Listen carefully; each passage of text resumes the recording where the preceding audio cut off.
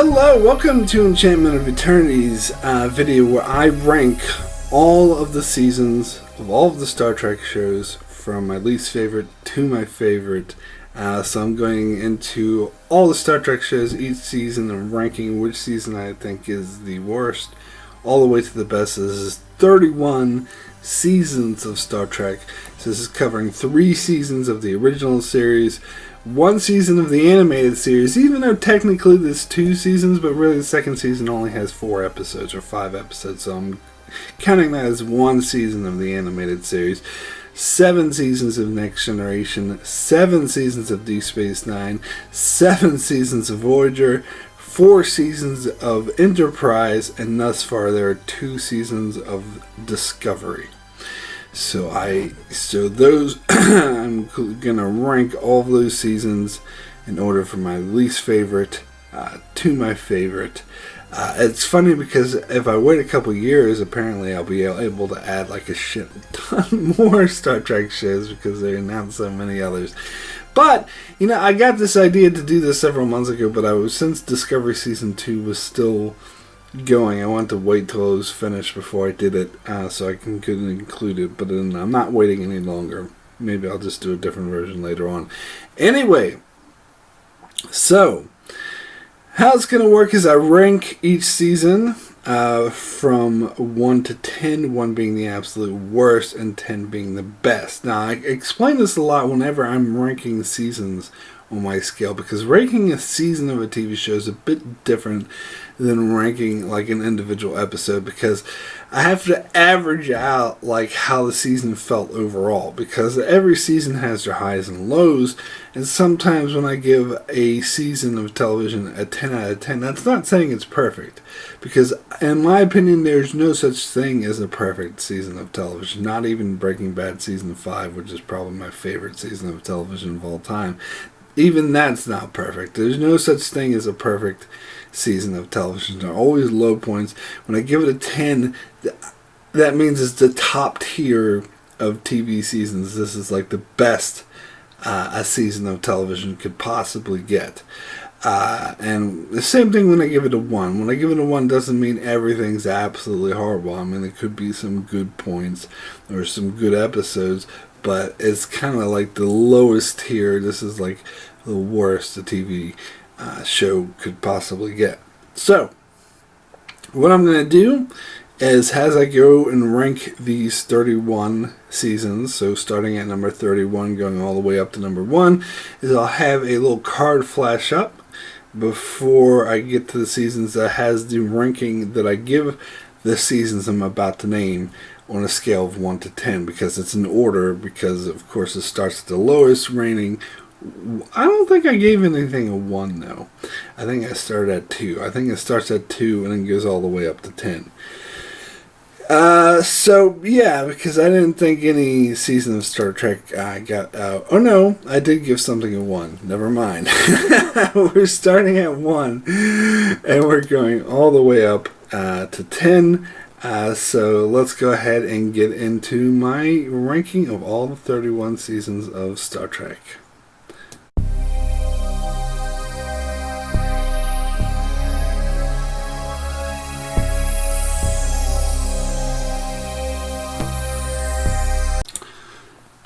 Okay, in the 1 range, number 31, therefore the worst season of any Star Trek, of the entire Star Trek franchise, in my opinion, is Star Trek Enterprise Season 2.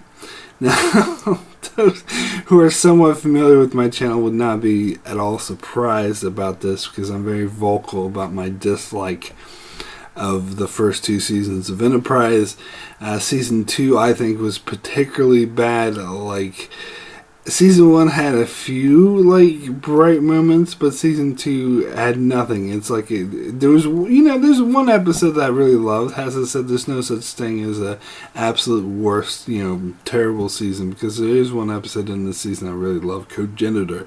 But when I look at the season overall as a whole, it's It is the blandest, most boring, most devoid of drama, devoid of energy, devoid of anything interesting. It's like going through the paces. It's a hollow shell of what a Star Trek show could be. It's like, oh, here's an anomaly, here's an alien.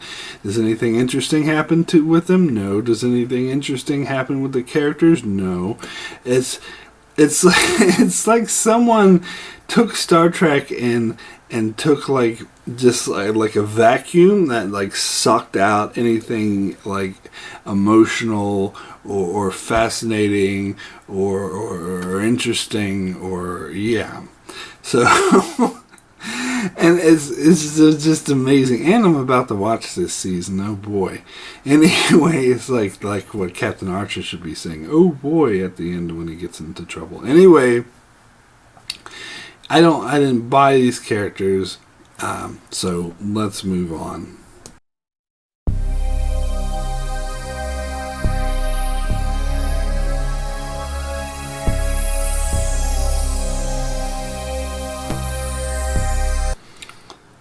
Okay, so now we get into my number 2 rated seasons, and we'll get to my number 30, therefore the second worst season of the Star Trek franchise, in my opinion, and shouldn't be a shocker to anyone. It is Star Trek Enterprise Season 1.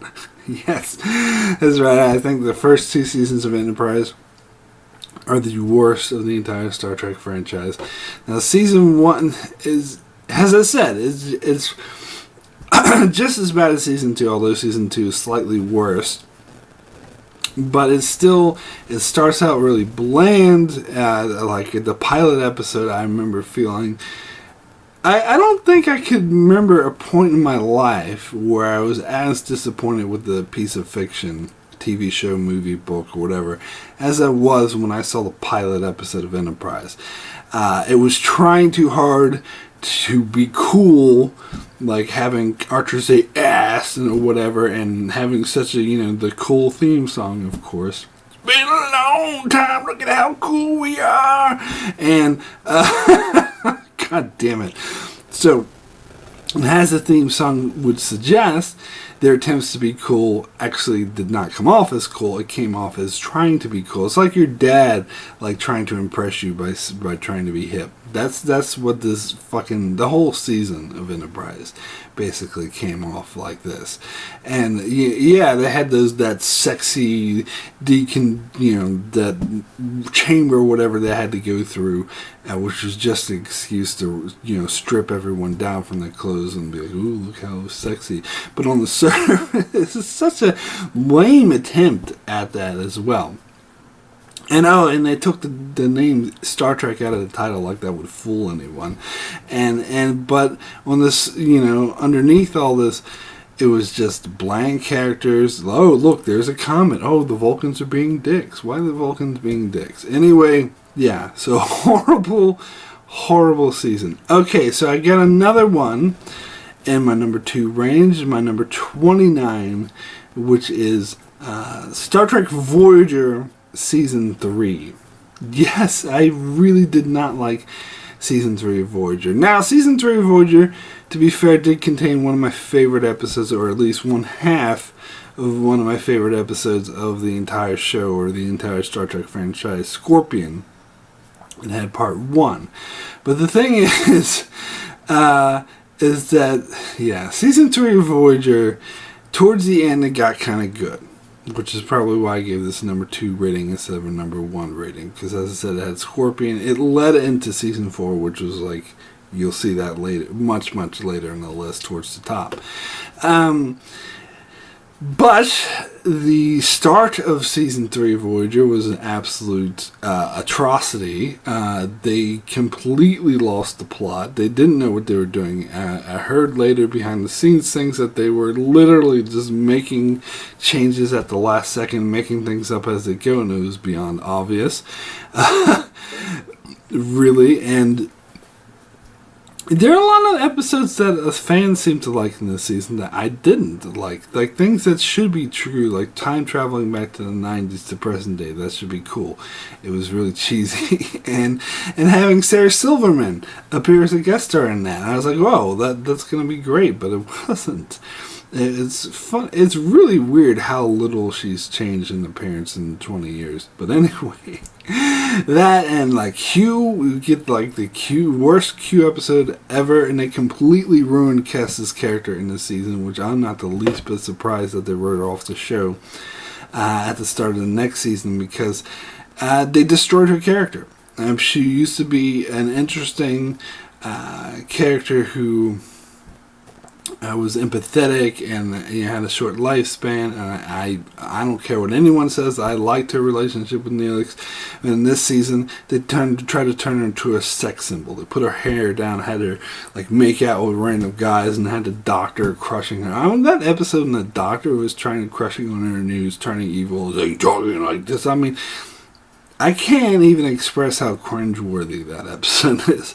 So this season, just as a whole, Scorpion aside, was just awful. Just bad.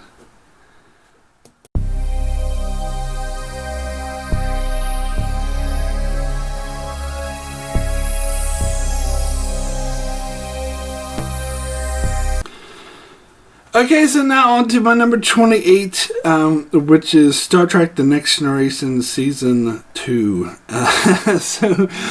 Yeah, Star Trek Next Generation also had a hard time with his first two seasons, and a lot of 80s cheesiness in it. Now, Season 2, a lot of people, I would say, would like Season 1 less, but I actually like Season 2 less. Even though Season 2 had a couple episodes that were really good, like Measure of a Man. But I think Q-Who's overrated. A lot of people would put Q-Who up there as one of the best episodes of the show. I would not, personally, and I've been through this before. But, Season 2 tried to be all impressive by introducing Guinan, giving Riker a beard, making Geordi the engineer. But I think, in my opinion, the bad episodes are worse in this season. I just think overall, the season just kind of leveled out and was just at a level of cheesiness and bland throughout, whereas Season 1, to me, was a bit more ups and downs.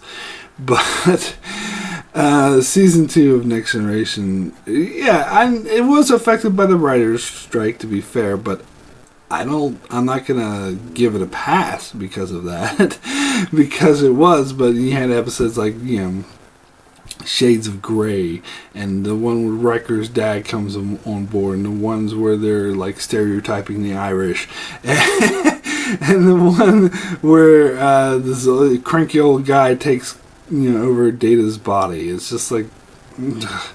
Who cares about any of these episodes? And even the ones that try to be good, except for Measure Man, that succeeds. But the ones where like Data, they bring up the Prime Directive because Data has his girl on the other planet. And they just bog those episodes down with. That's a good concept, but they just did not execute them very well. So that's not a good season.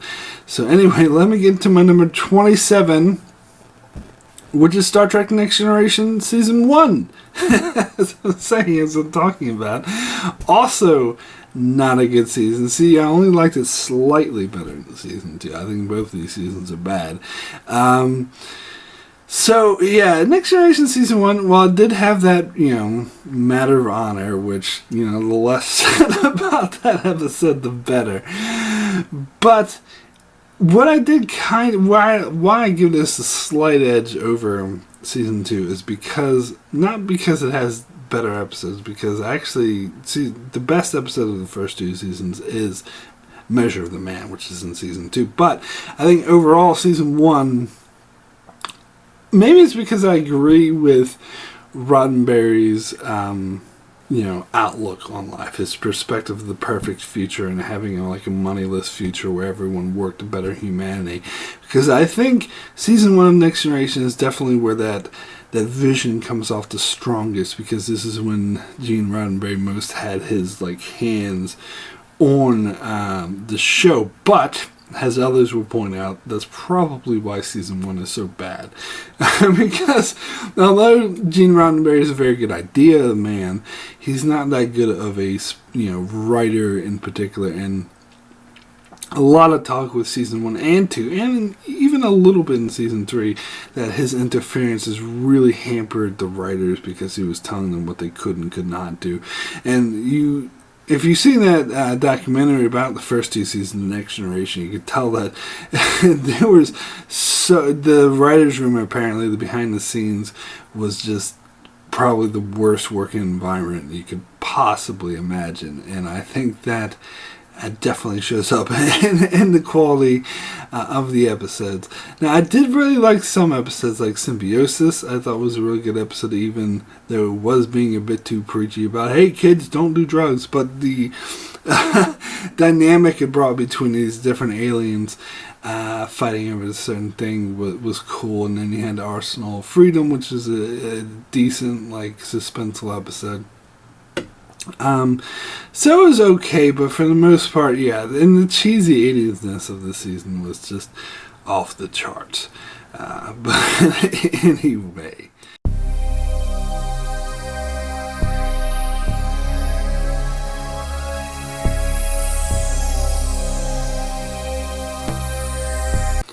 Okay, so now we move over to my 4 rating seasons.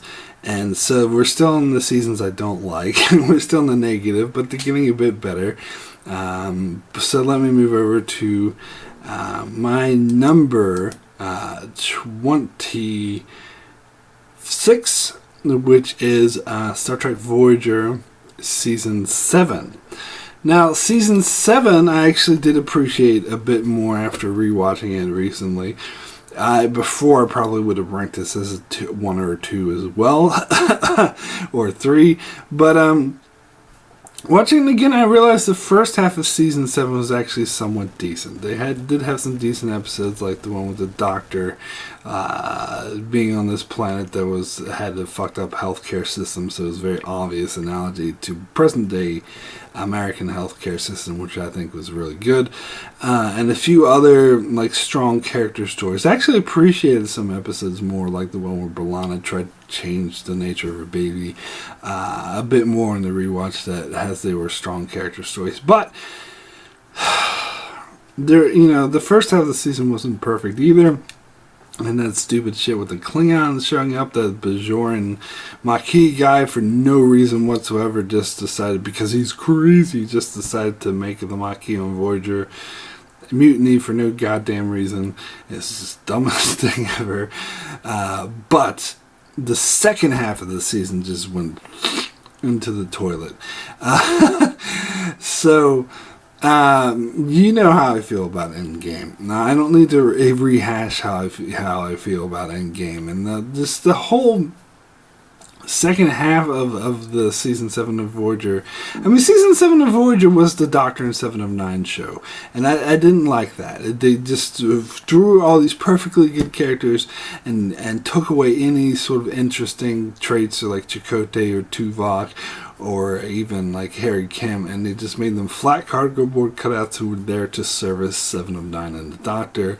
And the Renaissance Man penultimate episode of Voyager was they went overboard with the Doctor, made him this invincible, unstoppable, god, and that's just stupid. And then it leads up to the finale, which was, of course, the whole Chakotay 7 of 9 romance, and they had an episode where she was playing on around the holodeck, 2 characters, 0 chemistry whatsoever. This season 7 of Voyager, to me, is the perfect showcase of a season where the writers, the producers, the showrunners, people who are making the show are completely lost touch with their fan base. And don't realize what they want. They're just doing whatever the fuck they want. They don't give a shit. They're not even trying, because they're starting to make Enterprise, which, as I said, I already talked about how well that went. But anyway, as I said, I did appreciate the season more because the first half was actually somewhat decent, but then, it wasn't perfect, but it was good, but then the second half was, so that's why it ranks at number 4 for me. Anyway, We'll get to number 25 on my list, which is the animated series, seasons 1 and 2, because as I said, season 2 is only like 4 or 5 episodes. So I don't think there's anything actively offensive about the animated series. I just think there's not anything particularly good about it either. It's just, and to be honest, this is probably the season of Star Trek I've seen the least. Just because it's boring. I'm sorry, but it is. Like, there's nothing particularly bad about it. And some episodes are like, oh, that's somewhat interesting. That's an interesting concept, using the Guardian Forever again, seeing Harry Mudd again, seeing the Tribbles again, and having, like, exploring the Vulcan culture, and you know, they have it's a cartoon, so they had the high concept episodes, like they all grow old, or they all grow young, or they all turn microscopic, or whatever. Which is, you know, sounds like fun ideas, but the way they play is really bland. I'm not sure if this is just a result of the 70s animation, that they haven't really mastered animation yet, or whatever, but the characters all come off as really flat throughout. It doesn't have that same oomph that the original series did. I mean, but again, it doesn't have any episodes that I'm like, oh my god, that's so horrible, that sucks.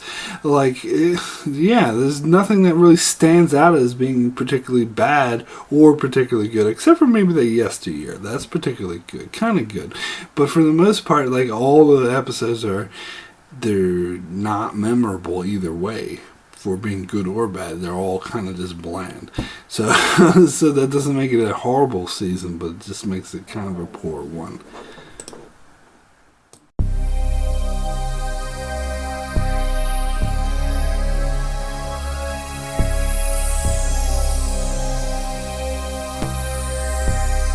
Speaking of bland seasons, let's get to my number 24, Star Trek Voyager Season 5.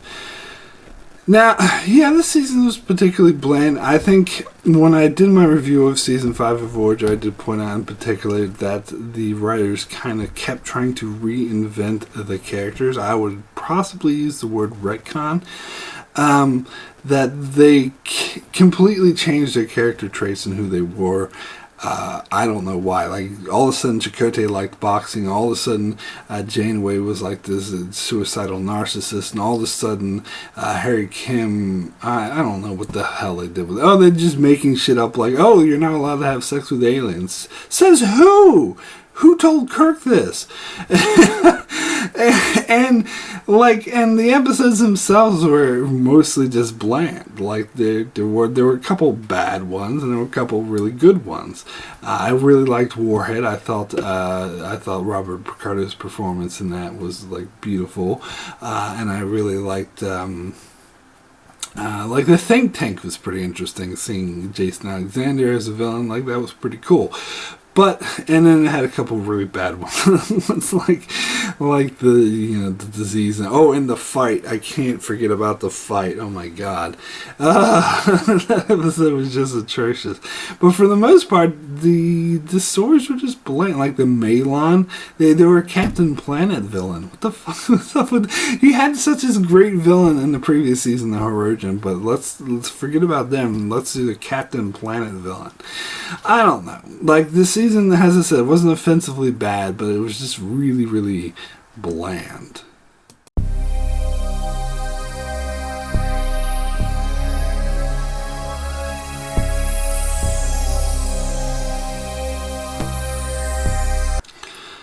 Okay, so now here's where we change gears a bit. We get into my 6 rated episodes, so technically we're getting into the seasons. Did I say episodes? I meant seasons, you know what I meant. But we're getting into the seasons that I like, that I think are good to one degree or another. Of course, we're starting at the bottom of that degree, but still it's only going to get better from here on out. So let me go in to my number 23, which is Star Trek Discovery Season 1. Now, I know some people are going to cry foul because they feel like this should have been at the bottom of my list, but I'm sorry. I just don't see that. I disagree. I think there were a lot of interesting dynamic characters, particularly like all the seasons that I named so far, I do think are worse, because I do think mainly the characters did not come off as dynamic or fleshed out or as interesting as they did in season 1 of Discovery. But you will notice, if you've seen my other Discovery reviews, I gave this season just now a 6 out of 10, whereas when I did my season end review, I gave it an 8 out of 10, and by the end of the year, I dropped that to a 7, and now I'm dropping it down to a 6, because I did watch this season again just last week, just really recently, and I did appreciate the season less. I saw the more flaws in it. I wasn't as impressed with the Mirror Universe stuff as I was when I first watched it. I think when I first watched it, I was so used to the show being kind of boring, and when it came up with the Mirror Universe stuff, I was really, wow, the show's good. But then once I got over that I was just like, actually, it's not all that great.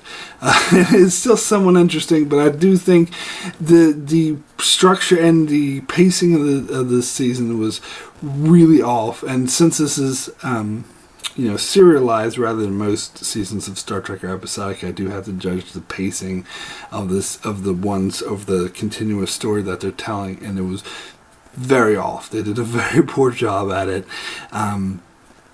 I do agree there's a lot of tonal issues with the season as well.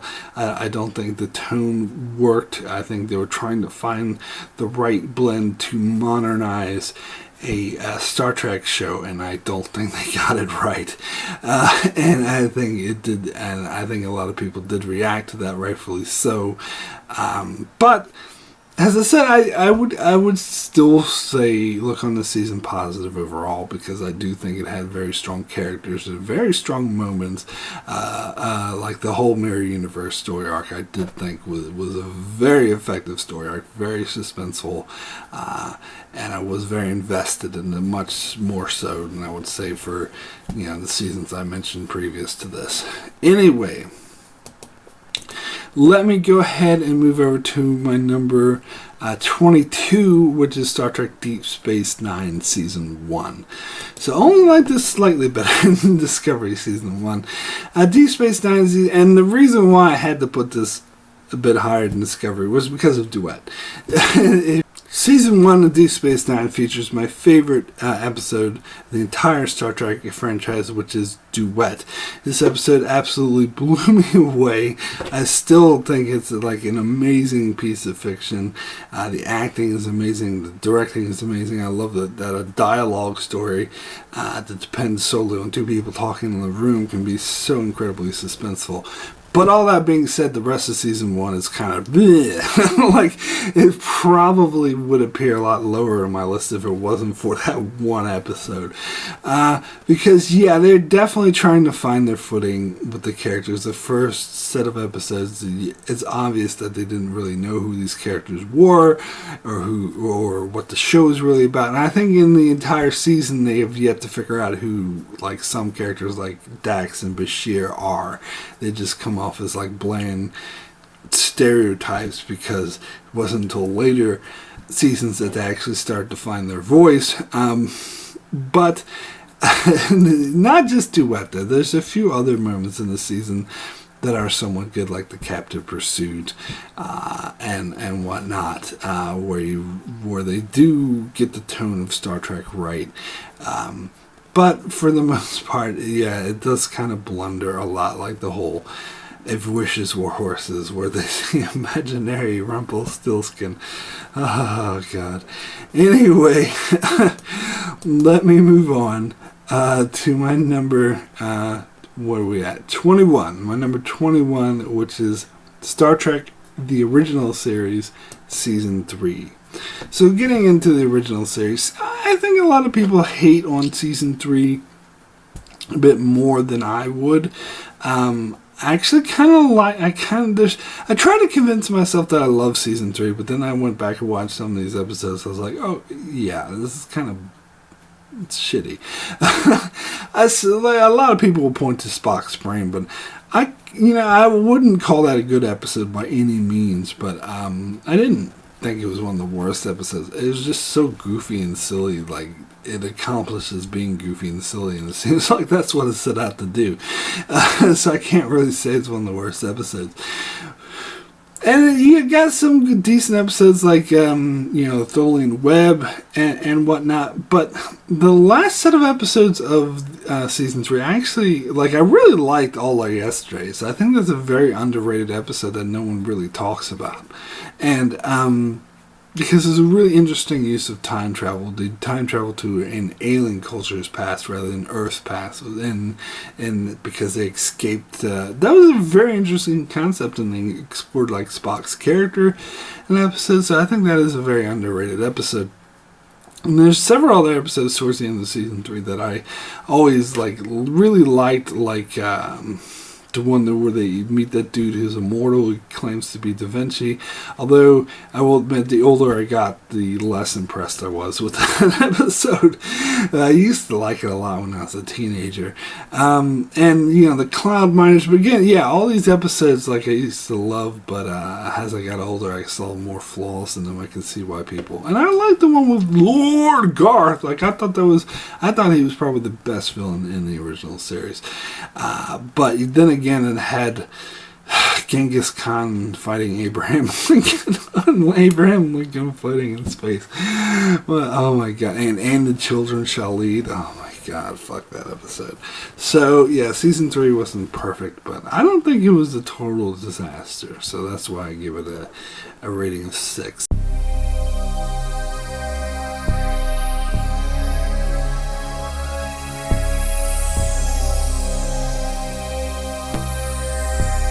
Okay, so let's get into my top 20, and now we're getting into the 7-rated seasons. So yeah, this is where the seasons start to get really good in my opinion. So let's start with my number 20, which is Star Trek Deep Space Nine Season 2.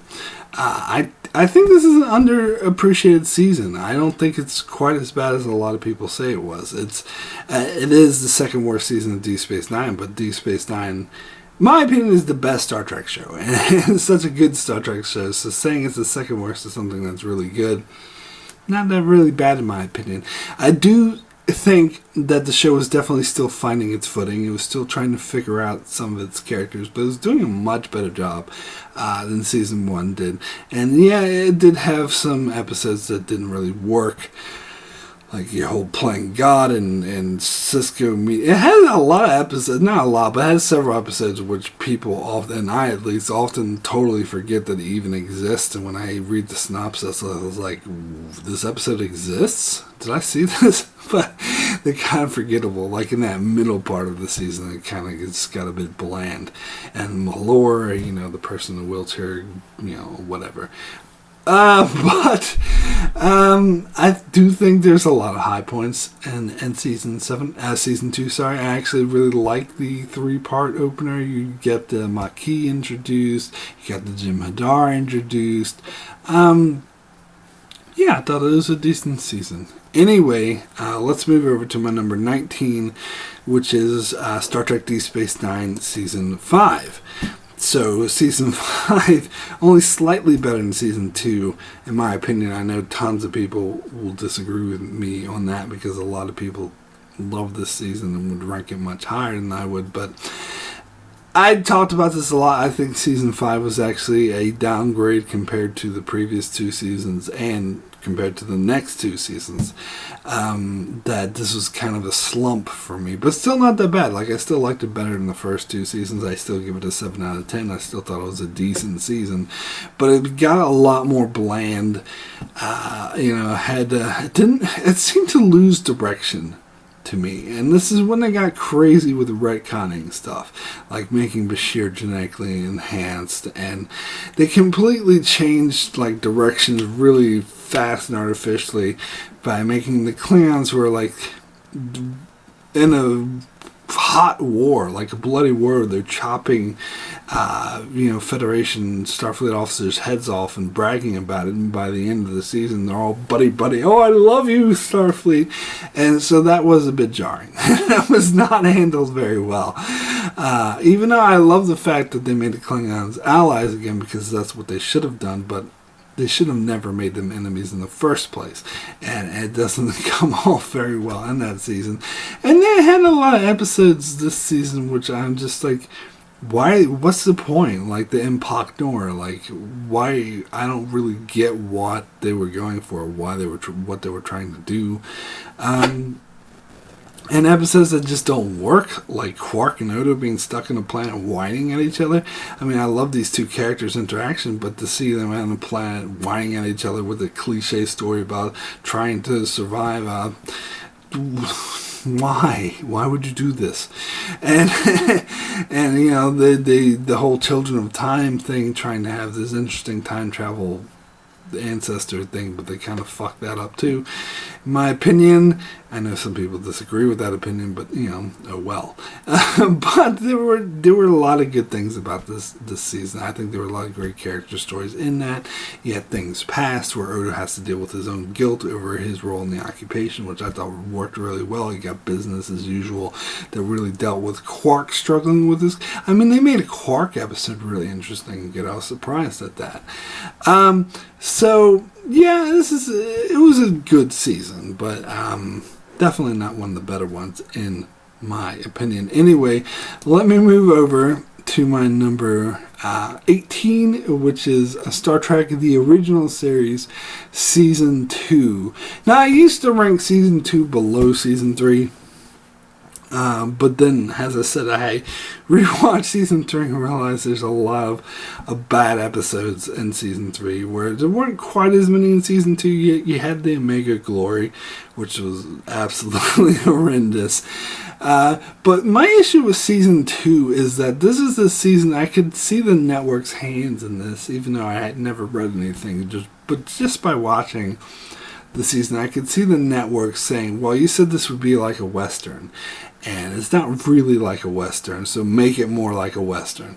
So you get episodes like Friday's Child and fucking, I don't know. There's a lot of these episodes that were obviously trying to be like a Western, and I don't like Westerns, so I'm sorry. And I thought they were quite boring. And it didn't get, like, they kept having to have Kirk and Spock and whatever beam down to a planet and do some boring shit. And like, obsession? Like, what the hell was the deal with that? So, I think the second half of the season, it really got really bland. But the first half has some really classic episodes like Mirror Mirror, Amok Time, The Changeling, Troubles with Tribbles, Doomsday Machine. So it's definitely that. I mean, I think a lot of people will rank season 2 higher because they look at all that amazing classic episodes and it would be like, this is a great season. But kind of forgetting about the second half with all the blandness and boringness. So that's why I had to rate it as a 7 for me. Anyway, let's move over to my number 17, which is Star Trek Next Generation Season 5. Now, this is another example to me where you got high highs and low lows. Like, and a lot of people tend to focus on the high highs, like Darmok, The Inner Light, two of the strongest episodes of the entire season. And, well, I think Cause and Effect is a bit overrated. I will admit I liked the episode a lot when it first came out, but I don't know. In retrospect, when I've seen what other time loop stories could do, like, you gotta remember, this episode came out even before Groundhog's Day. So this is like a trailblazer of time loop episodes. But I'm sorry, but when I can see what other time loop stories could do, I think I've seen a lot better than this, because it just, I know I've said before it's repetitive and people are like, it's the whole point to be repetitive, but no, you don't understand, because there's other time loop stories like Groundhog's Day and a few others, like there's episodes of the X-Files, episodes of what's it called, Dark Matter, yeah, sorry, I'm losing it, and even the one Discovery was decent, and that where they play with and SG1, Stargate SG1 probably had the best time loop episode. Whereas this one, It was too. It was just here's the same beat, here's the same beat, here's the same beat. Oh, and they're kind of changing it just a little, and I just find it a bit boring to rewatch. And of course, seeing the hands of man. But anyway, I'm getting hung up on this episode. Yeah, there's some Silicon Avatar. I think is a highly underrated episode. I think that's a very good episode. The thing about season 5 it changed tone a bit to focus more on drama and wanted to be more of a drama. And when you get episodes like Darmok or Silicon Avatar or The Inner Light, they really succeed and they really hit it out of the park. But again, some people forget about the middle of the season that had a run of boring ass shitty episodes like Hero Worship where this kid tries to worship Data, or the fucking New Ground when Worf's son comes aboard and just whines and who cares, and the Masterpiece Society where Troy falls in love with some dude, who cares. So, and the imaginary friend, this a girl has an imaginary friend who's actually an alien. Oh my god. So this is as I said, this is a season with high highs and low lows. I do think the high highs overpower the low lows, which is why I was willing to give this a 7 out of 10. But the low lows are still there, so it's still not a great season. But anyway, yeah.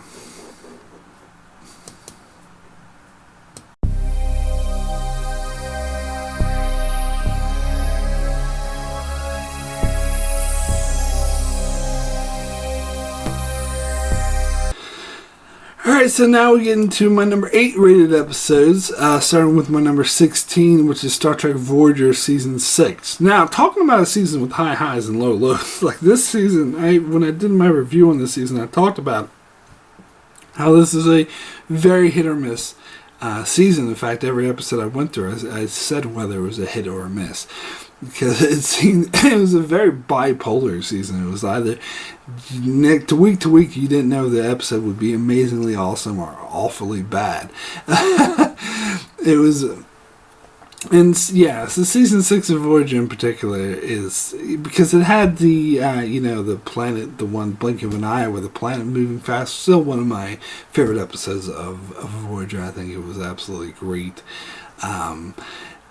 But then you had like other boring episodes where like this crew member who was never mentioned on the show before, who apparently died a couple years ago and was in love with Harry Kim. Why haven't we heard this character? And like the fucking con artist like impersonating Voyager, like who cares about that shit? But then you had one of the funniest episodes as well when the Doctor was like having this daydreaming program. I mean, that episode was amazing. And he had like this Borg episode written by Ronald D. Moore with 7 of 9 meeting the 3 Borg that she knew previously. I mean, it was very hit or miss. And this is when they introduced Barclay, and I gotta be honest, I didn't care much for Barclay on Voyager. I'm sorry, I know there's a lot of fans of Barclay, but I didn't really care that much for that part of it either. But overall, I would say, again, the highs outweigh the lows in season 6 of Voyager. So, and I'm starting to question why I put this season 6 of Voyager higher than season 5 of Next Generation. But because I think, nothing in season 6 of Voyager was as good as The Inner Light or Darmok. Or maybe I would say Blink of an Eye is kind of as good as Darmok. But I realized the reason why I did is because the lows, nothing on season 6 of Voyager was quite as bad as the Masterpiece Society and all that shit in the middle of the season, like Conundrum. Who cared about that? So actually, okay, that's why I would say season 6 of Voyager is better, because the lows weren't quite as low as the lows in season 5. Anyway, let me move over to my number 15, which is Star Trek The Next Generation Season 4. This was a pretty good, decent season. It had some really good episodes like Reunion, which I absolutely loved, where Worf meets his son and his mate gets killed and he kills Doros. I mean, that is some exciting shit. And then it's got like The Mind's Eye, which is really dark, take on the Manchurian Candidate, which I loved. I thought that was done really well. And Clues, a criminally underrated episode that I thought was one of the best mysteries that Star Trek has ever done. And then you had Drumhead, an amazingly powerful drama episode that really is overpowering. And I kind of like the Brothers episode too, when we meet Dr. Noonien soon. But a lot of the episodes of this season, I wouldn't say are bad, but they're kind of bland. So you have those standouts that are really good, really powerful, which is why I would give this an 8 out of 10. But it doesn't get higher than an 8 because it had a string of not bad episodes, but kind of just throwaway episodes like Geordi and Identity Crisis, where Geordi becomes his alien. Yeah, who cares? Or when Barclay becomes super smart. Yeah, who cares? They're not bad. They're just kind of, whatever. Anyway, the plan has failed. Anyway, let's get into my number 14. Star Trek Discovery Season 2.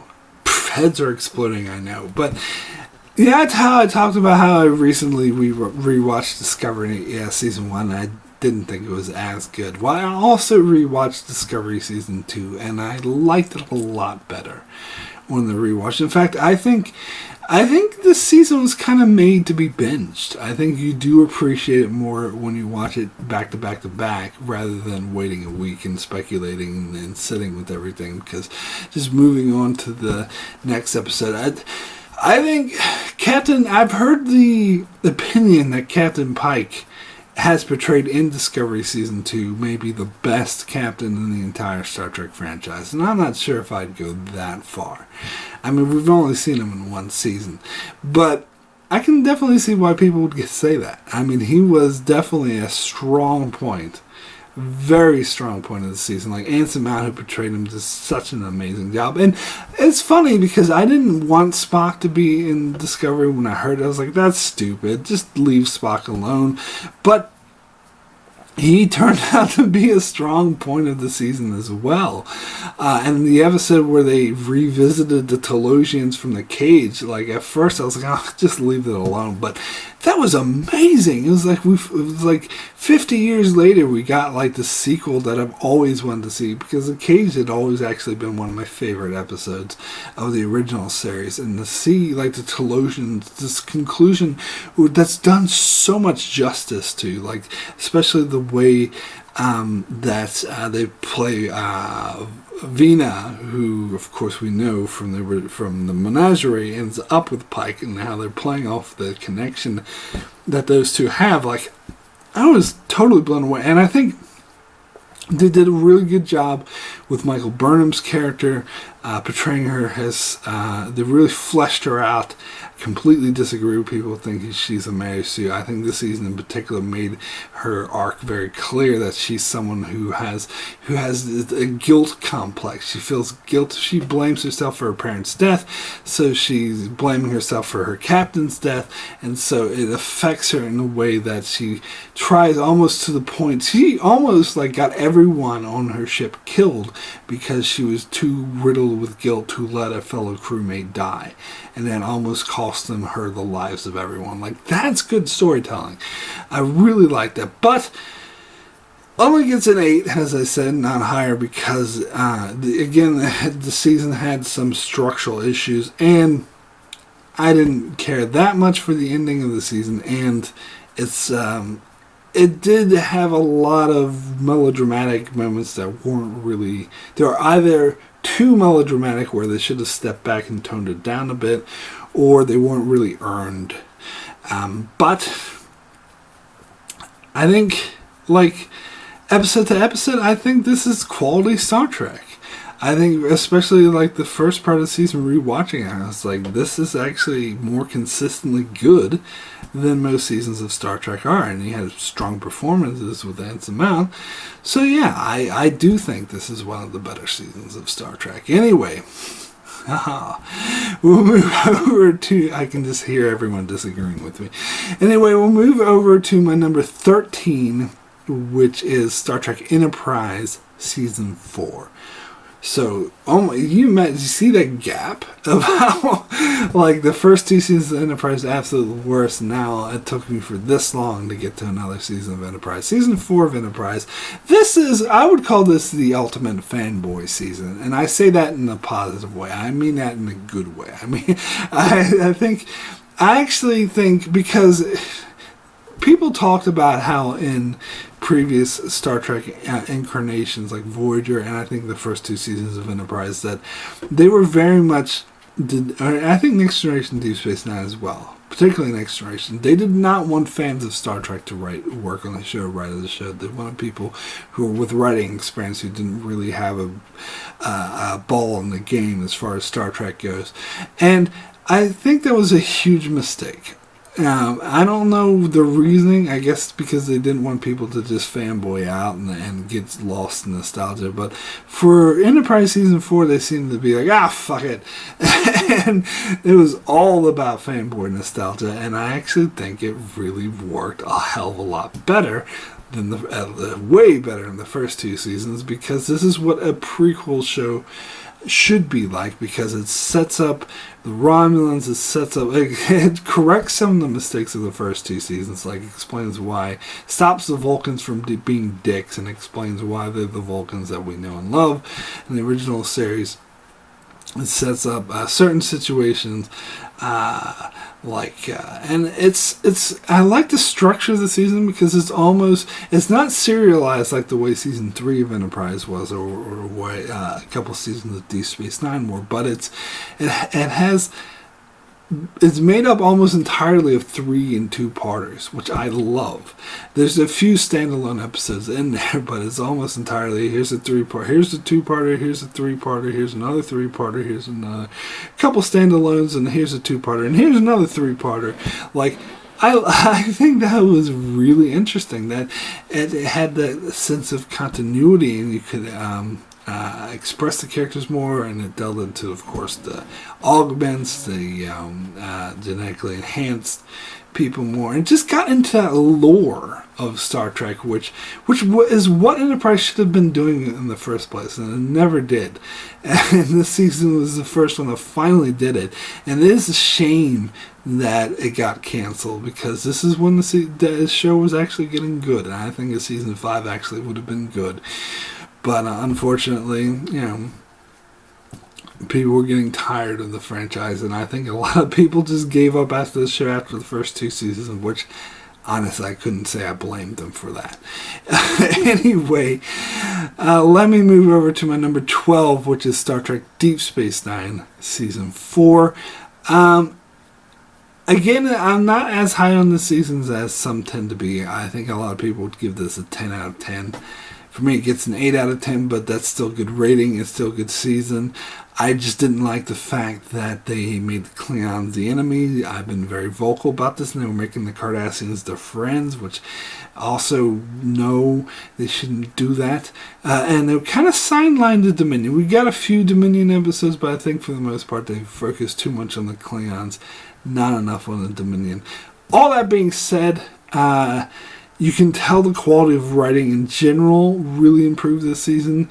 There were a lot of strong episodes, like The Quickening, one of my favorite episodes, The Visitor, widely recognized as a really powerful episode, and analogies to to 9/11, like 10 years before 9/11 happened, with the homecoming, like just analogies.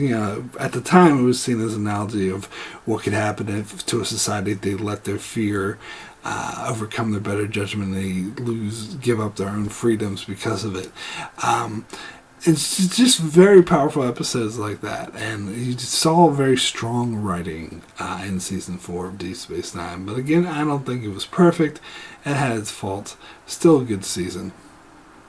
Anyway, let's move over to my number 11, which is Star Trek Voyager Season 2. Now, I know a lot would probably disagree with me having this high, but I think the first 2 seasons of Voyager, in my opinion, are criminally underrated, and I do think they are the best first 2 seasons of any Star Trek show.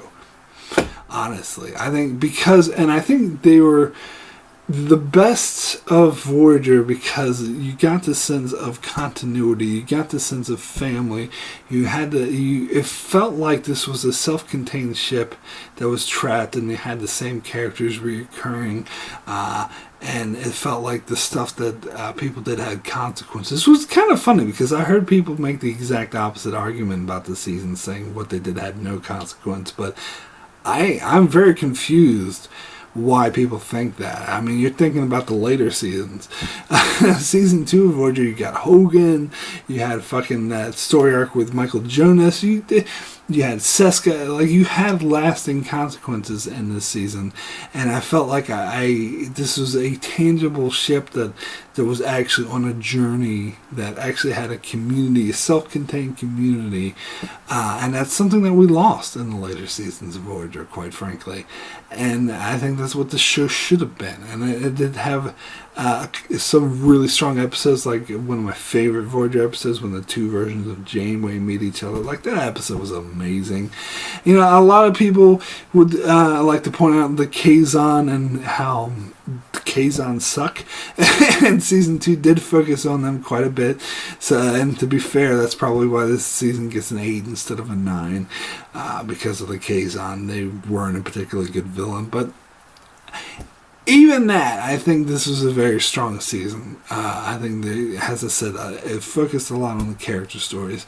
Had a lot of, like, you know, B'Elanna finds an android and tries to help him, and turns out to be a mistake, and stuff like that. So yeah, I thought it was a decent season.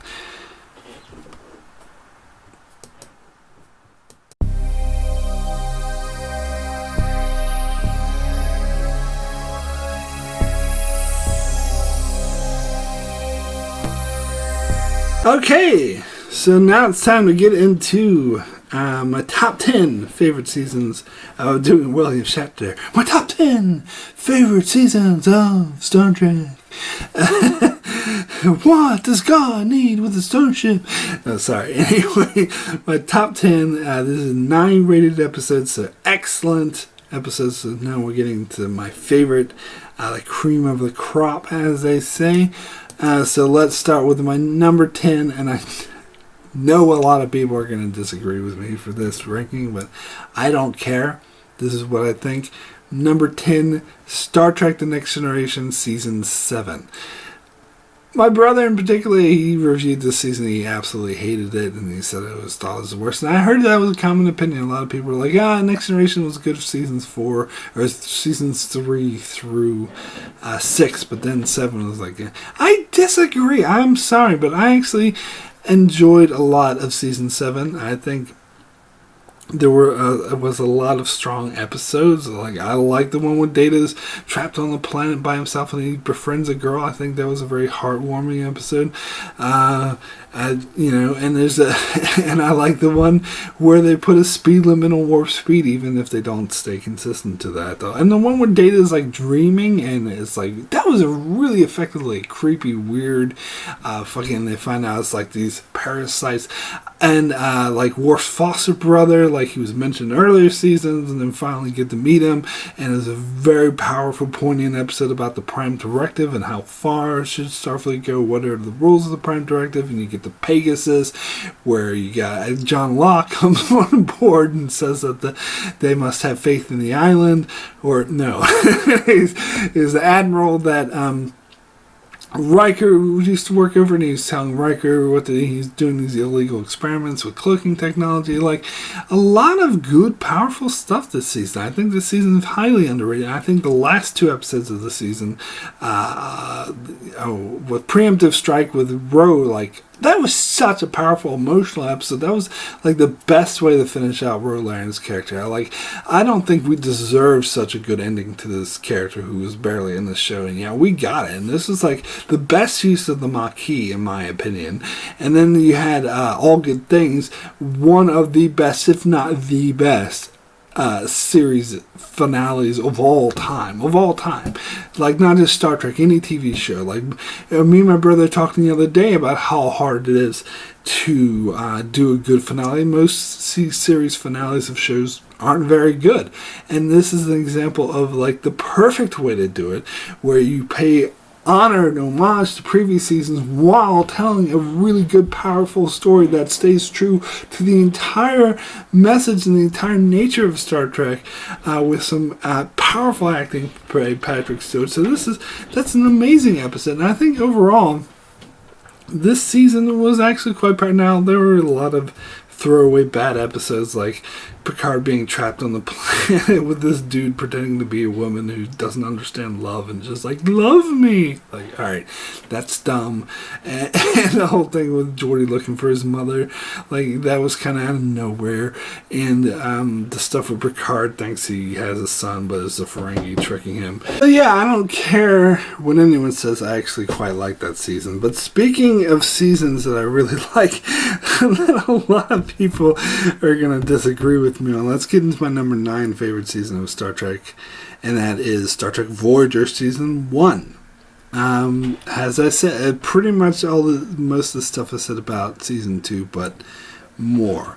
Because it's funny, I thought before just going off of memory, I thought I would like Season 2 better than Season 1, but actually rewatching it, I realized that Season 2 has a lot more subpar episodes, like the one where Nog plays a Kazon and is just as annoying, and they do focus on the Kazon too much, whereas Season 1, I heard some people say, well, Season 1 of Voyager is not good because of the Kazon. They appear in 2 episodes in Season 1, and both those episodes are good.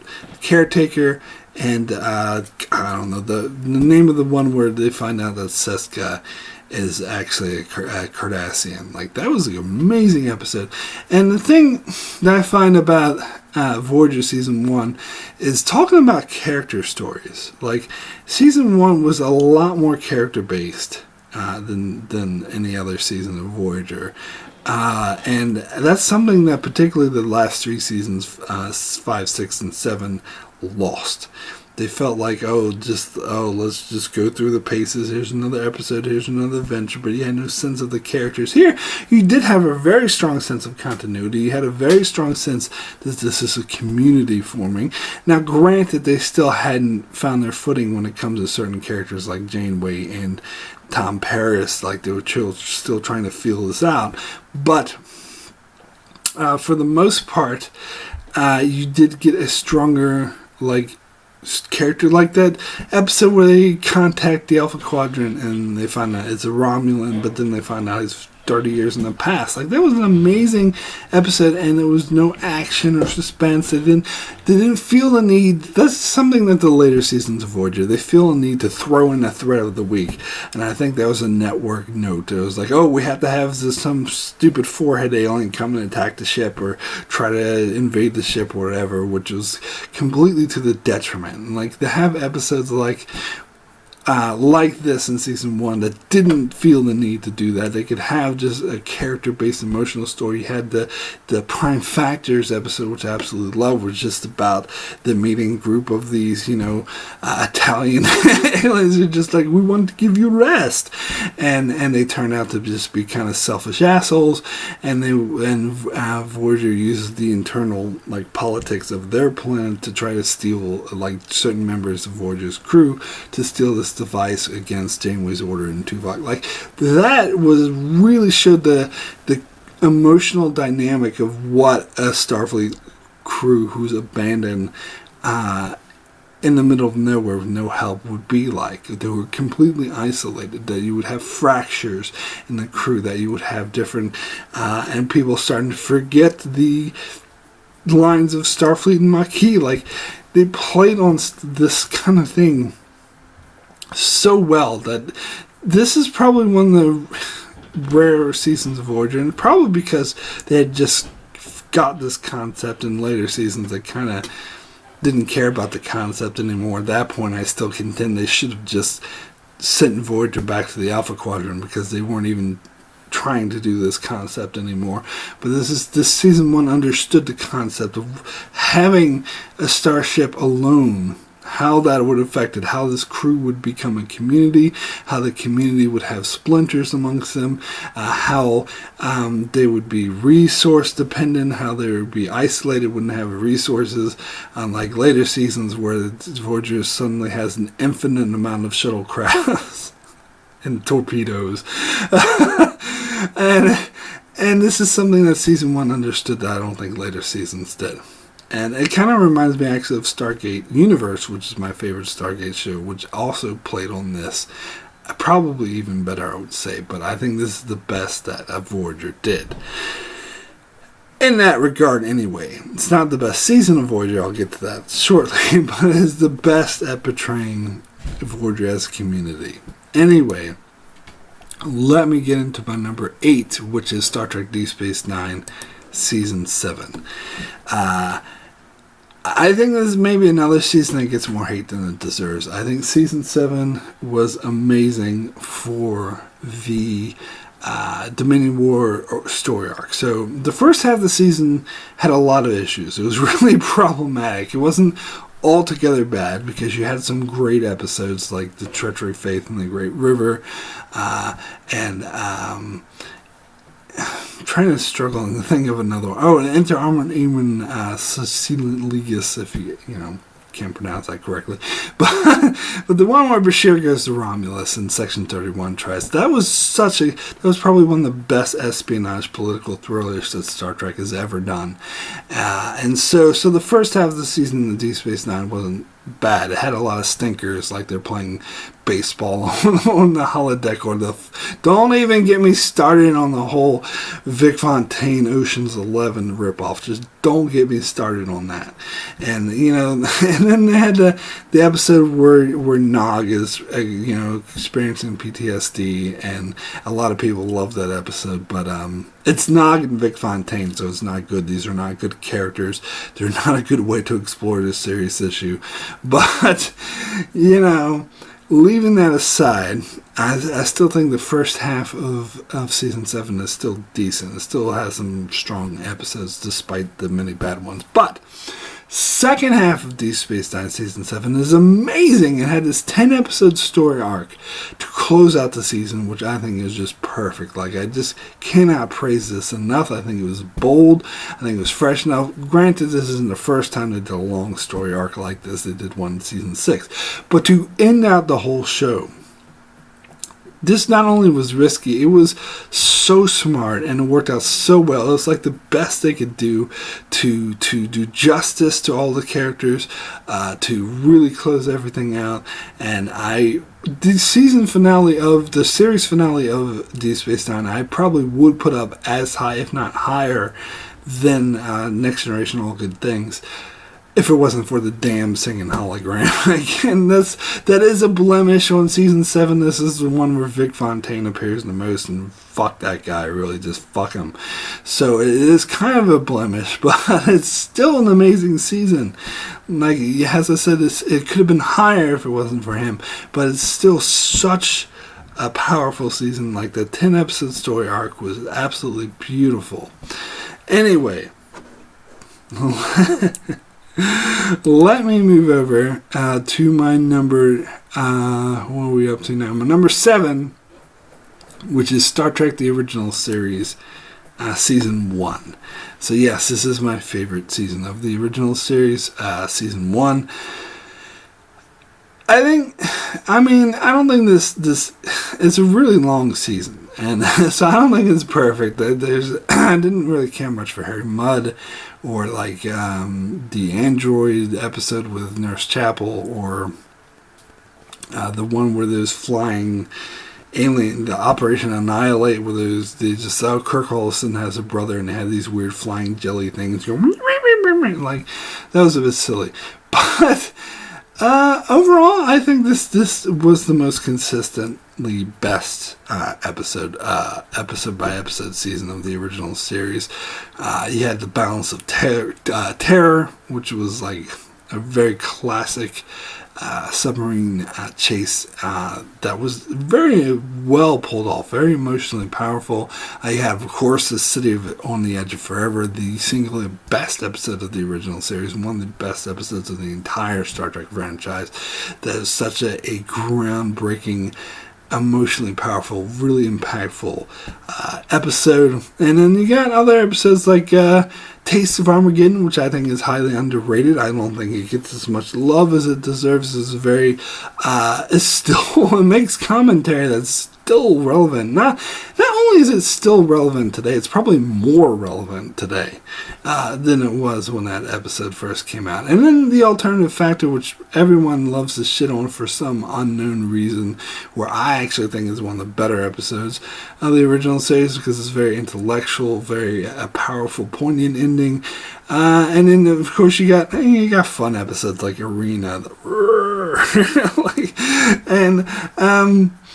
and the Squire of Gothos, another fun episode, Q Prototype, so I think the first season of the original series was quite powerful.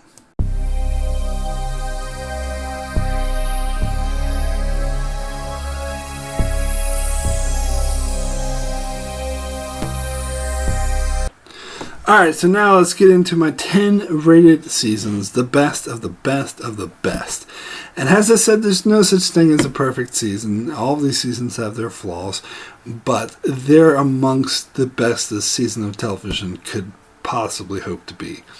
So in my opinion, of course. Anyway, let's get into my number 6, which is Star Trek Deep Space Nine Season 3. Now, I don't know why a lot of people didn't like this season that much or thought it was just okay. I don't get that. I think this is definitely one of the best seasons of any Star Trek show. I think this is definitely when Deep Space Nine really found its footing. And now, not every episode was perfect, of course. They had the Bashir growing old and being inside of his head where different people represent different parts of the emotion, which I just recently ranked as one of the worst episodes of Deep Space Nine. But, I think overall, the season really found its characters. You know how I talked about season 1 and 2, how they still hadn't really figured out the characters. They totally figured that. And not only that, I think this season is probably the best example of an ensemble character, because as much as I like the later seasons of Deep Space Nine, particularly 6 and 7, you didn't have that feeling of ensemble. You didn't have that feeling of, because there's mainly the splinter groups, like different characters who splinter off and do their own thing. Whereas season 3 was the best at portraying them as an ensemble, as a group of characters. And the other thing with season 3 is it's not like there's a bunch of great episodes that I think are totally amazing. I think there are some really good episodes this season, like The Past Tense, They Try and Travel, one of my favorite Deep Space Nine episodes, or the Adversary, where there's a changeling on board trying to start a war. That was super intense. And then you had the Civil Defense, where the Cardassian computer program tries to take everything over. That was a very good character story. And then you had the Visionary, whereas O'Brien's traveling into the future and seeing that the Romulans are up to no good. That was pretty damn good. But I think that episode in particular, Visionary, really emphasized what I'm talking about, where you had the character interactions, the dynamic, the way that Cisco and Odo were playing off each other. These are things I think that later seasons lost. So it's not so much that this had the best episodes.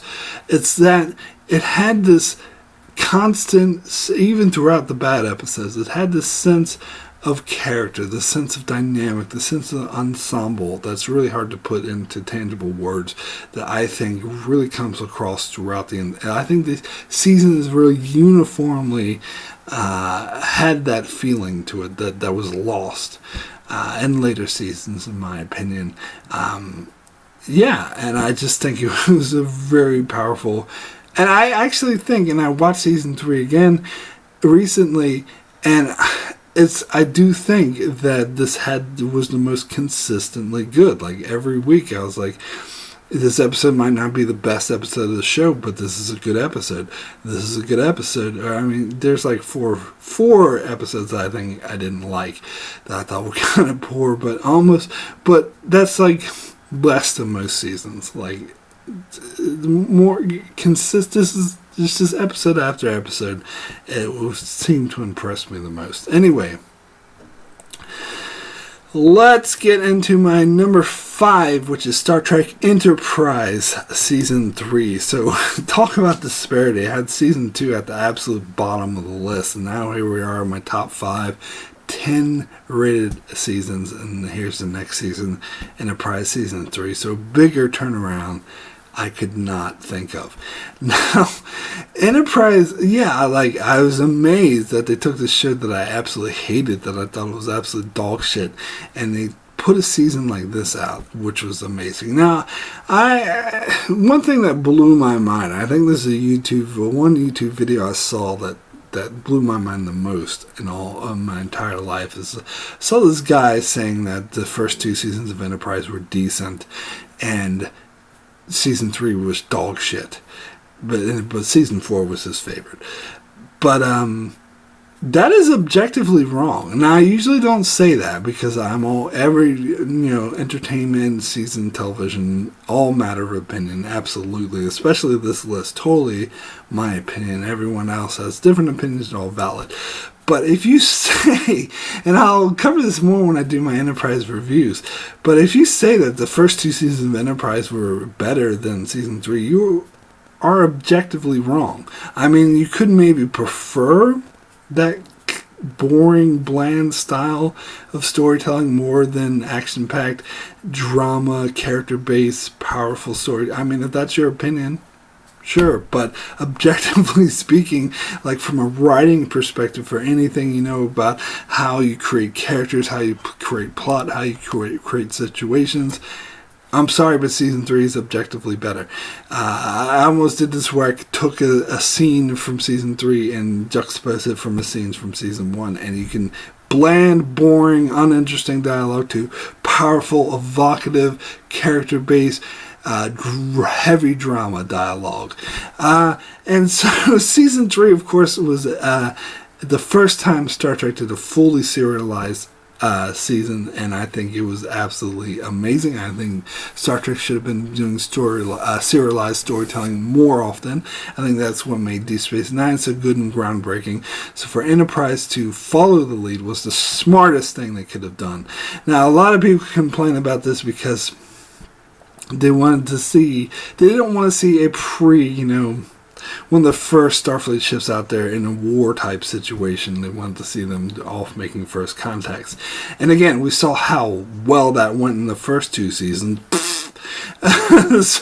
But I mean, I can understand that perspective though, but they're just doing another Earth is in danger. But it wasn't just another Earth is in danger story. It actually ended up to be so true to Star Trek. In fact, it made it believable that this is the origins of Starfleet, because this really upheld their principles, because this is before Starfleet was really a thing. So they came in expecting a fight. They were all out for blood. They wanted revenge for the 7,000 people who were killed on Earth, and they wanted to stop Earth from being destroyed. So they came in, and there's this journey you go through to the first part of the season where you see how this reflects on the characters like Archer. Like, they actually become real characters this season. and you see how this journey reflects them, how they're just out for blood, out for revenge, with Tucker in particular because his sister died. And by the end of it, they realize that the situation's a lot more complicated than that. That there's this complex internal political situation with these evil bad guys, that they're not just evil bad guys, that they're more complex with it. There's a lot of ins and outs. They're being manipulated. They have their own reasons for being afraid. And that is the core of Star Trek. That is what Star Trek is all about. So I would argue that this makes complete sense as the origins of Starfleet. This really works as the origins of Starfleet. And plus, you get some amazingly powerful episodes, like seeing Enterprise completely destroyed and fucked up, and that Archer ends up stooping low to a point that he was all on his high horse being like, oh, how dare you prey off of innocent ships. But he gets in a situation where the entire fate of humanity hangs in the balance, depends on him getting these supplies, so he steals them. Like, that is amazing storytelling. Like this, and the whole arc that closed out the season, like, I will admit that this season had a lot of bad episodes, particularly in the first half. You had the one where the Archer and the crew turn into these weird aliens going and speaking English, or that just, you know, super telepathic alien dude has a thing for Hoshi, or or the one where they try to do a horror with the Vulcans, like, going mad and trying to kill everyone. It reminded me of fucking, what's that movie called? Event Horizon, but a bit cheesier. So, and that fucking Western episode, God, that sucked. But, so season 3 wasn't like every episode was perfect, but the good was just so good, and the fact that once it got the ball rolling, whenever it focused on the main storyline of fucking the Zindi, and especially the ending story arc that closed out the season, like, that was super intense. It was well acted, it was very dramatic, it was very true to Star Trek, so this is definitely one of the best seasons of Star Trek. Anyway, let me get to my number 4, which is Star Trek The Next Generation Season 6. So this was again, this season had the first half was not very good. A very bad start. The crew turning into kids. Like, that episode was stupid. Barclay being afraid of Transporter or Troy, like, becoming old, and this guy sucking the energy from her and making her turn into a sex-crazed bitch. Like, okay, forget about those episodes, but the second half of starting with, like, the chain of command, which is, there are 4 lights, like, that classic, amazing, like, extremely well acted episode. Like, Patrick Stewart really put his all into that episode, and Ronnie Cox, as well as coming in as Captain Jellicoe, was, like, very genre defying for the Next Generation, very classic. And then from then around, it's just like good episode after good episode after good episode. You got Ship in a Bottle with Moriarty. Like, that was a very mind-bending, effective episode. You have fucking Face of the Enemy, where Troy is Romulus, was like super intense throughout. You had Frame of Mind, where, like, oh God, that was such a mind-bending, twisty, fucked up episode that is so good. So good. I absolutely love that mind-bending set. And you had Tapestry with, there was such a powerful episode that really explored the idea of regrets, and that if you do actually go back and change something you could in your past and you regretted it, would actually make your life worse. Like, it did that in such a powerful way. These are like groundbreaking episodes week after week. Now, I did get a bit weak towards the end because you had that season finale with the Borg, which is quite shitty. But you had so many powerful episodes, and Timescape, where, like, time was frozen. Like, that was so, like, they really played with the weird sci-fi aspect and blended that with great character story and suspense the way this show has yet to done. This was like a really renaissance for the Next Generation. Just a really powerful season. Anyway, let me get into my number 3, which is Star Trek Voyager Season 4. Definitely the best season of Voyager. Definitely such a very powerful season. Not only did this reinvigorate the story by introducing 7 to 9, but you know what? The Borg didn't even factor that much into the season. Mostly the Borg factored when it comes to 7 of 9. We mostly saw the Borg through her eyes. It wasn't until later seasons, some people forget this, that Voyager did in fact ruin the Borg, but most people forget that that didn't happen until later seasons. It didn't happen until Dark Frontier. Once they introduced the Borg Queen into the show, that's when they totally fucked up the Borg storyline and went downhill. For season 4, it would actually still work. It was actually, you got Scorpion part 2, the second part of Scorpion, as I said, which is absolutely amazing, and the whole conflict with Species 8472 and introducing 709 and having this great dynamic Captain First Officer conflict, which is probably one of the best done in any Star Trek show. But it's not just that, because even when they were not focusing on 7 of 9, when they weren't focusing on the Borg, you just saw an uptake, a huge uptake in quality of writing. You had episodes like Nemesis with Chakotay on the planet, who was being brainwashed, but he didn't think he was. Like, such a powerful episode on propaganda, and also like just very twisty and turning, very suspenseful for a story in its own right.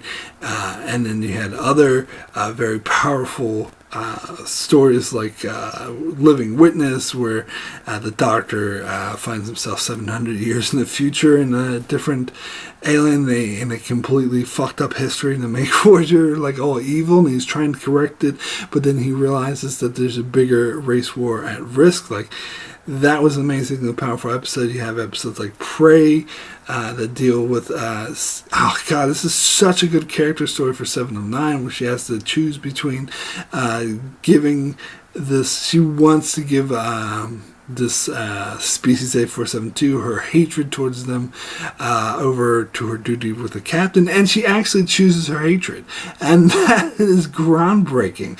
Most Star Trek shows would be like, oh, of course she obeys the captain, everything goes back to status quo.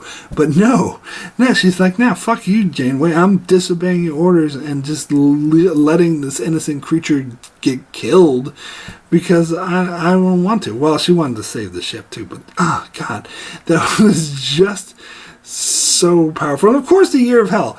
I gotta mention the Year of Hell. I think this is one of the best episodes, two-parters of the entire Star Trek franchise. This really gets into the character stories of seeing Voyager fall apart around them. And again, this treats it like their community, like the Voyager was the thing that housed them, and you got such great emotional, powerful moments in this amazing two-parter that was just so damn good. Now, again, Season 4 did kind of lose its steam a bit towards the end. You got some bland episodes like One or Demon, or the fucking two-parter with the Hirogen being World War II for some unknown reason. And the body-swapping thing with the guy who stole Tom Paris's body. Like, they weren't horrible episodes. They were just kind of bland, level out. But I think the high points of Season 4 were just so high, and the quality of writing was just so consistently good. Definitely one of the best seasons of Star Trek. Anyway, let's get to my number 2, my second favorite season of the entire Star Trek franchise, and that is Star Trek Deep Space Nine Season 6. Now, let me just get it out of the way. Yes, this season does feature the episode which I think is the single worst episode of the entire Star Trek franchise, Prophet and Lace, where Quark dresses up like a woman. Get that out of the way. Despite that,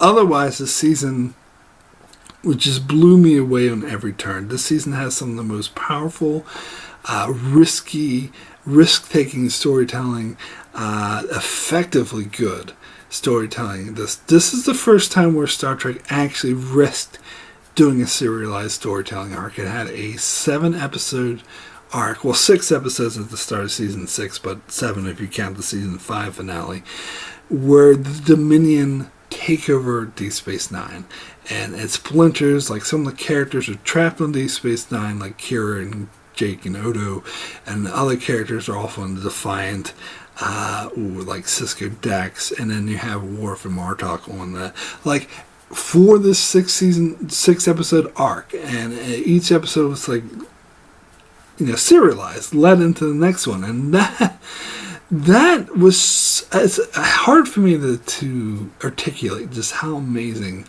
that was, how groundbreaking that was for Star Trek and for television in general, and just how well it worked. On top of that, you get episodes like In the Pale Moonlight, which again, a risk-taking, groundbreaking, amazing turn and storytelling and just explored like the dark aspect of war, which if you think about it, because people complain that this is very anti-Gene Roddenberry, very anti-Star Trek, because it shows our hero or captain doing a lot of despicable, disgusting things in the name of stopping the war and saving the Federation. But if you think about it, this is in fact very true to Star Trek, because Star Trek has always been about showing how horrible war is, and that war is not something it's not like the great heroes coming and save the day. It's something to be avoided. It's something that's nasty and something that's ugly.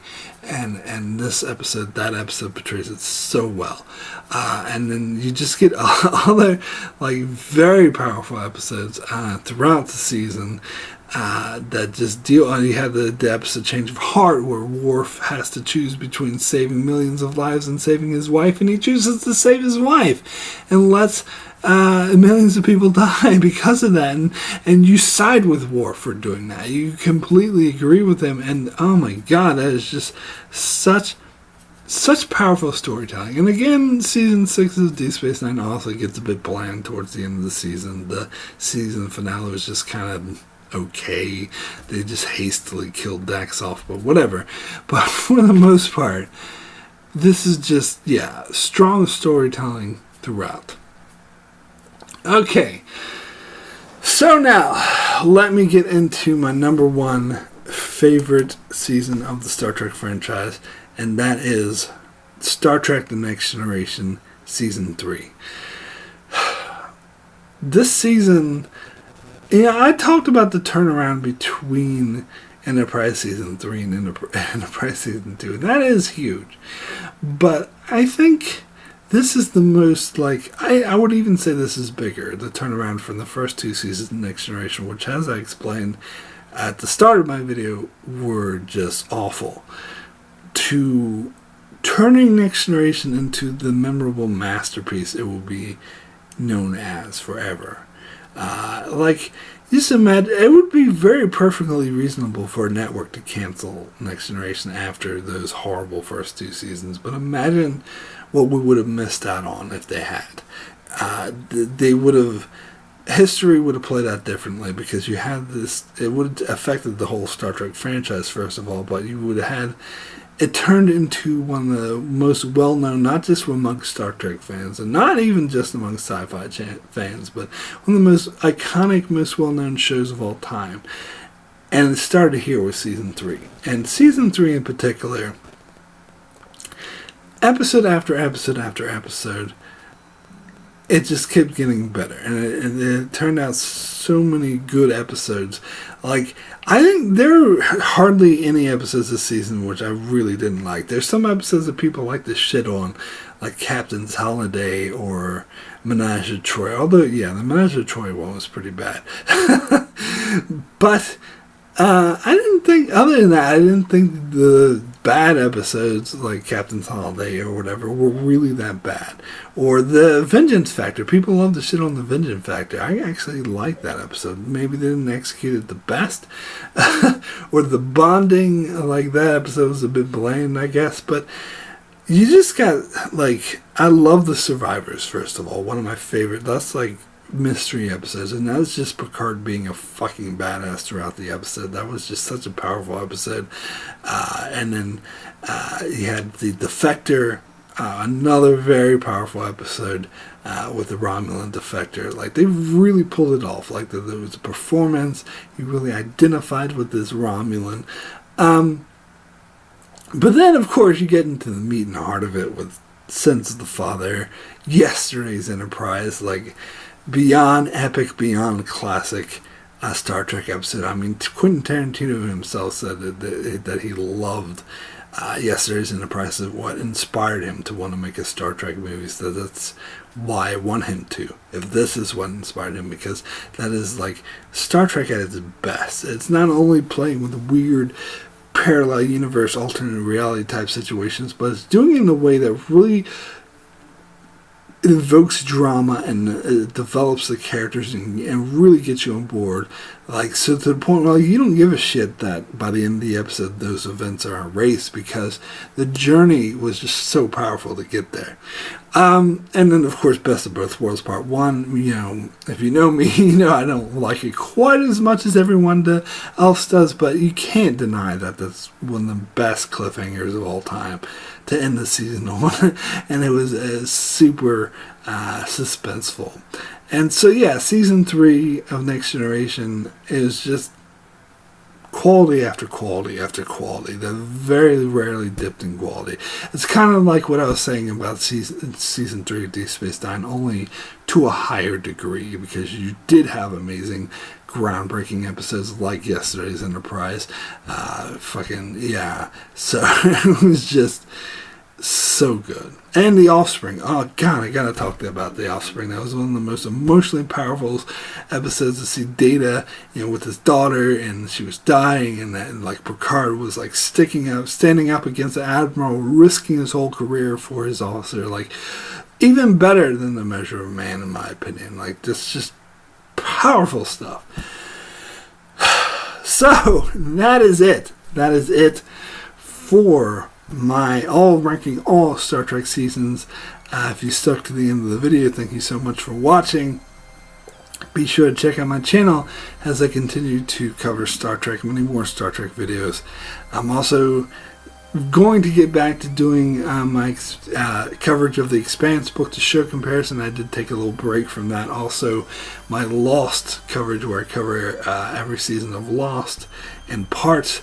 I'm going to get back to both those things shortly, so be sure to check out my channel for that, and check out my channel for coverage of many shows like Game of Thrones, The Expanse, Lost, and more. So be sure to subscribe so you can keep up with all of that, and thanks a lot for watching.